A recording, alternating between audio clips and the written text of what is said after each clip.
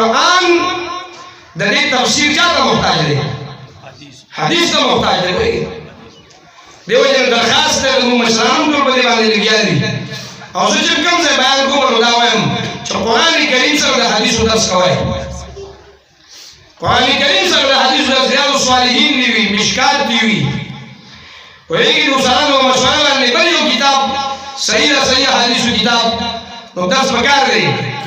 دا ینګ جنریشن نو موږ چې نه دی لاسه دی زمونږ خلکو دا بیانونه اوري وایي او د میډیا دور دی او هغه چې ګمنو سوال کړی اوس رسول الله په حدیث باندې سړي لګیا دی امام ابو حنیفه رحمه الله تعالی دا قول دی زمونږ مذهب امام شعرانی